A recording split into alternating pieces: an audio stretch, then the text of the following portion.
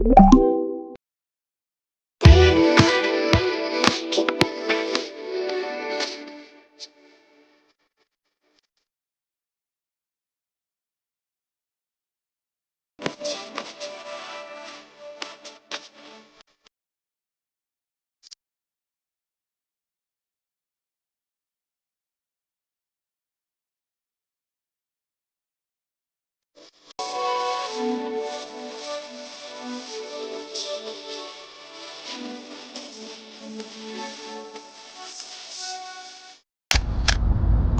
guys! Welcome to our first vlog!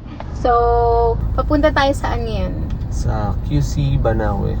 So, papunta kami ngayon sa Banawe QC, sa GP Shift Auto Parts, dahil kami po ay merong project car. So, anong pangalan natin project car? Si Zoe. Yan. So, meet our baby Zoe! Baby, put it on me. I like it just like that. Just like that. I've been a nasty girl. Nasty. I've been a nasty girl. Nasty. I've been a nasty girl. Nasty. I've been a nasty. Nasty. Nasty. I've been a nasty girl. Nasty. I've been a nasty girl. So, ayan siya. So, montage. So, sa mga di po nakakaalam, kami po ay may project car at ipapagawa po namin siya ngayon. Ano papagawa natin ngayon? Yung under chassis subframe and then yung camber kit niya. Yan. So, yan yung po yung mga ipapagawa namin mamaya. So, pupunta kami sa GP Shift Auto Parts kasi po, siya na po yung trusted namin na mekaniko. Mekaniko, di ba? Tama. Okay, so Kuya ayan. Banjo. Yes, so Shoutout kay Kuya shout Banjo. out Kuya Banjo. So, ayan. Bigyan So, mo ako malaking discount. yan. So, hingi kami ng discount kay Kuya Banjo. Nga. So, ayun guys. So, papakita namin sa inyo mamaya yung mga parts na nabili namin. So, yung mga parts na nabili namin, online lang namin siya nabili. So, kung ano, drop ba natin yung name ng shop? Hindi na siguro tao lang yun eh. Okay. So, sa ano na namin siya binili? Sa Facebook Marketplace. Pero yung isa namin na pagbilhan, meron siyang shop sa Kabuyaw. So, let's see kung pwede natin siyang i-drop dito. So, ayun guys. So, papakita namin sa inyo mamaya yung mga parts na nabili namin. So, quality talaga siya guys. So, ayun guys. So, sa papakita namin sa inyo mamaya kung paano ginagawa yung mga parts na yung pagkakabit. Okay? Let's go! Dito pa kami ngayon sa sa Sampaloc. Saan tayo ngayon sa Sampaloc, Manila. Makita mo. So, stop light pa.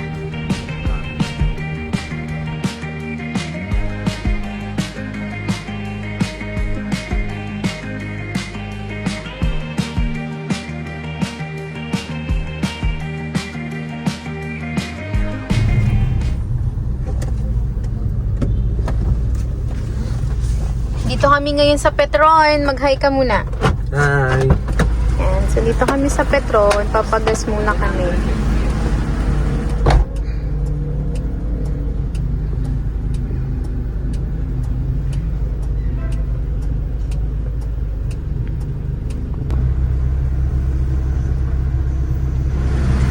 Magkano pinagas mo, boss? Full tank, 700. De, full tank kasi meron pa naman kaming natitirang gas. Ayan. Mag-recommend nga kayo guys ng ganito kasi medyo hindi ko gusto yung amoy nito eh. Ano bang scent nito? Pink Blossom. Pink Blossom. Akala ko kasi mabango siya. Kasi gusto ko ng medyo blossom na amoy. Pero medyo... Ayaw niya guys ng marine squash. Yeah, marine squash. Ayaw niya ng marine squash. Mas gusto ko yung isa yung una. Ano ba yung una? Ano ba yung unang nilagay ko dito? Parang pink. Parang may blossom din yun, di ba? Cherry blossom. Ano yun? Anong tawag din? California scent yun. California scent. Yes, Okay. ayan. Japan to eh. Air Spencer. Baka naman. Air Spencer kasi to. Okay, gets.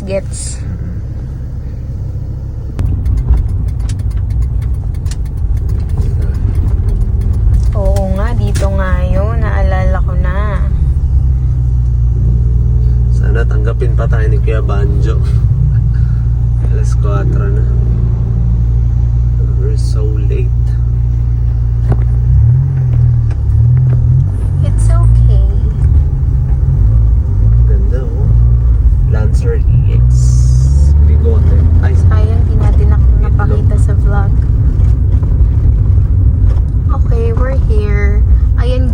pagawaan. Ayan.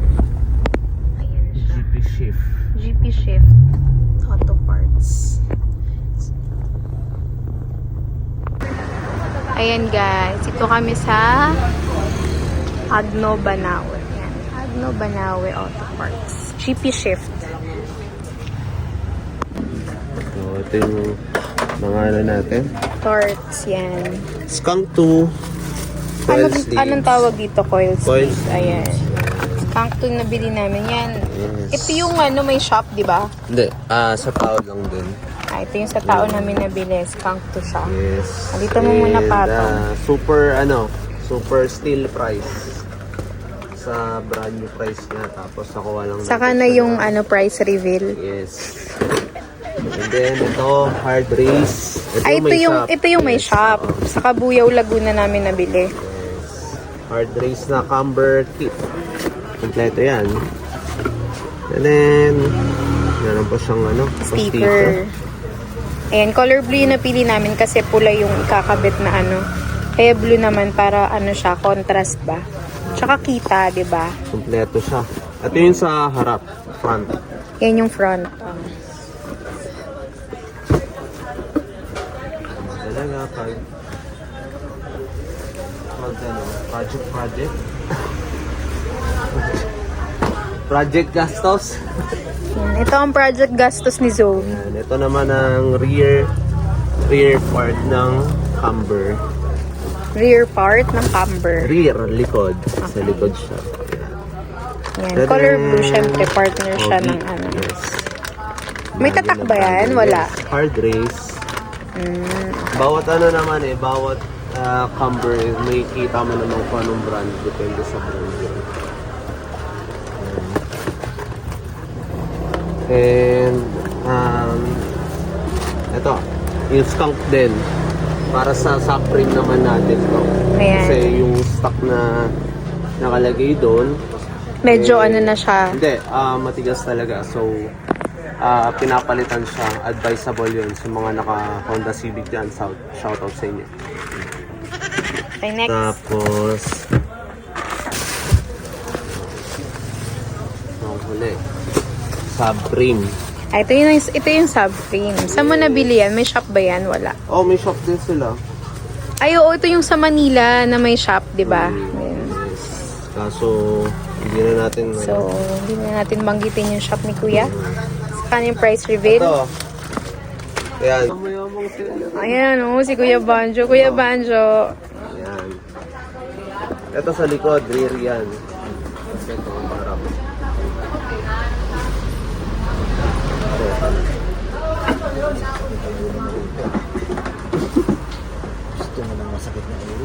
Sakit sa ulo niyan, Kuya Banjo. Grabe. Masakit sa bulsa. Oo, yun. Tama, tama. Rising ah. Ito yung coil sleeve kaya banjo. Skunk. Yan. Ayan, good luck ha. Bakit good luck? Ay, maganda to Tatanggalangin yung mga party-party dyan.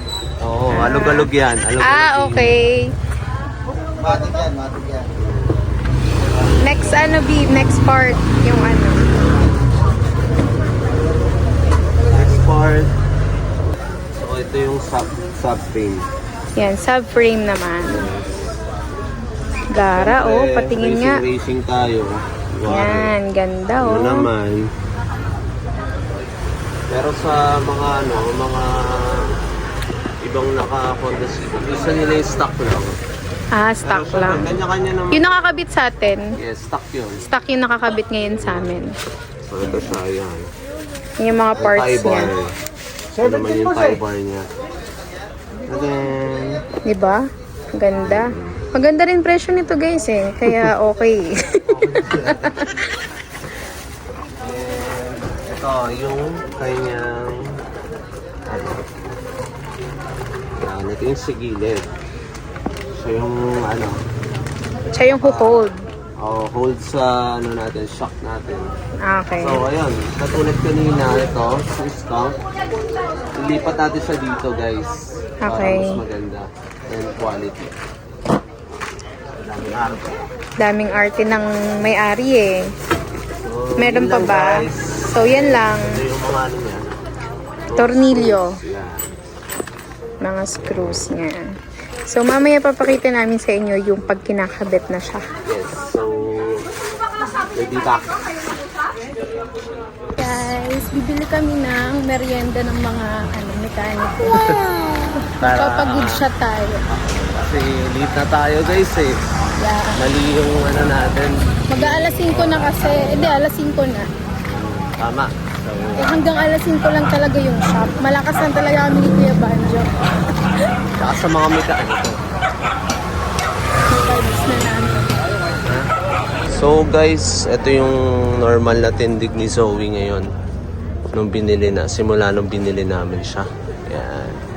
So, one finger na lang, one finger. Pero, balak namin yung one finger din sa harap. And sa likod ay 3 finger. So, try namin ng 2 finger to or 3 finger. Titingnan natin mamaya guys. Sana bumagi siya sa tindig and sa mags ni Zoe. So, yun lang. Gastos na naman. Gastos na naman. Yan. So guys, sobrang pogi talaga ng race. Pero syempre, bala ko sana white na race eh. Pero yan ang ating nakaswap. Si Sir Attorney. Nakalimutan ko name niya eh, pero thank you kay Sir Attorney kasi good deal yung swap namin sa mags and sa tires. Okay na okay yung tires kasi RO1 na Cylon and okay siya. Hindi siya madulas guys and medyo meaty siya, meaty tires. So guys, Ano yan? KYB muna tayo guys. So, based on research again na KYB is the best shock na pang anong tawag dito? Pag budget meal lang. Siyempre budget Okay. meal Pag lang pang muna budget tayo. meal lang na Yes. shock, KYB tayo guys. KYB na Quality din naman yan. yes, XLG daw dapat. XLG. So, yun na. And then yung trailer arm boosting. Yan, papalitan na din yan. Kasi mahirap ng yung pang ilalim mo, paisa-isa ka ng palit, pangat yun. Kailangan sasabay mo na para at least alam mo kung kailan ulit sila masisira. At least sabay ulit, di ba? Hindi doble-doble yung gastos. Pinusog. Sa labor. Oo, Ayun na, isang guys. gastos na lang sa labor tsaka sa ano. Ayan. So, ilan tong ganto? 4 din? Yes, 4. Okay, 4 din siya. Okay, guys, time for replacement. Salamat sa dalawang mekaniko ni Kuya Banjo. Inasikaso pa rin kami. Putol spring ba yan? Ay, baka stock Honda, no? Taiwan. Oo. So, yan guys, yung stock niya. Na-assemble na ni Kuya yung Coil sleeve. coil sleeve.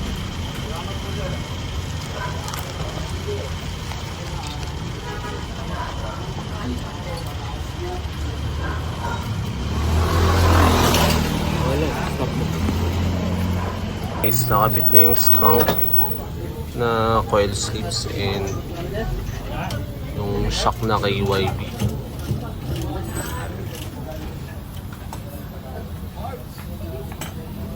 Maganda siya guys, maganda. Sana quality din pag ginamit kung nag-drive na. Skunk 2. Ayun, KYB na siya.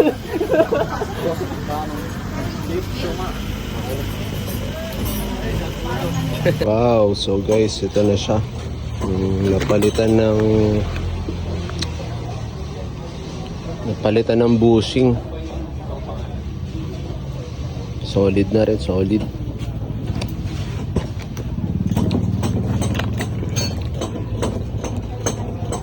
So yun na guys, kumpleto na sila. Magkabilaan. Maganda talaga yung ganitong bushing eh, yung labas yung kulay.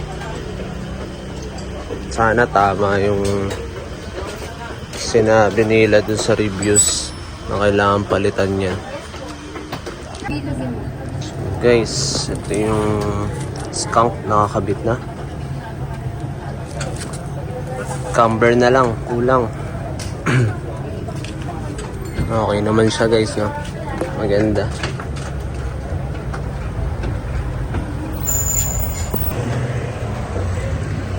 Yan. Ano na, ni bossing ko yung camber. Naayos na.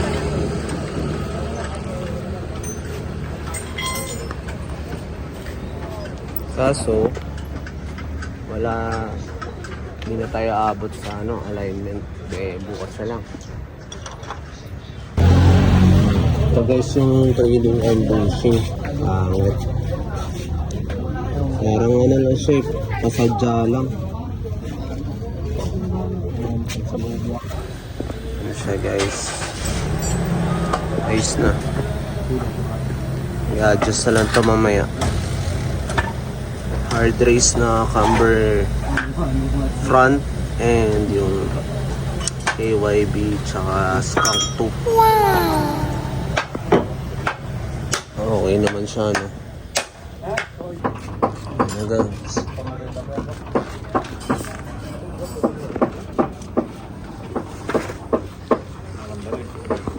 So guys, nakabit na yung hard race na camber sa rear. Tsaka trailer arm bushing. Let's go.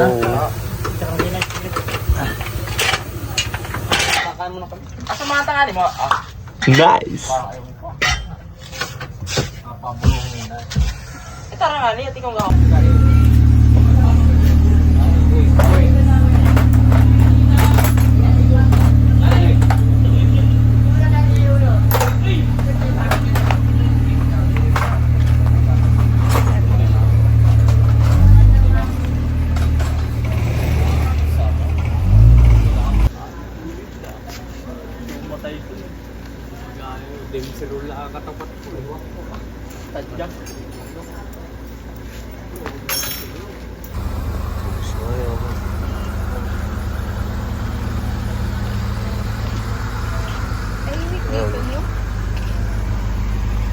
Medyo nakalabas pa yung gulong niya kasi hindi pa na-align. Kaya dahan-dahan lang. Yes. Dahan-dahan kami uwi. Uy, may sumisilip. Okay, tingnan natin ang time check kung anong oras natapos. So, kailan tayo ano oras tayo dumating dito? Ano oras ba tayo dumating dito? Mag-aalas sa is na. Hindi, mag-5. Mag-5, oo. So, 9 na. Ngayon ay 9:30. So, uwi na kami guys. Bukas na lang oras ulit. din ginawa kasi galing pa kaming trabaho, so hapon na kami nakarating. So, bukas papa-alignment naman natin siya. Bukas ulit, Zoe. Oh, grabe naman yun.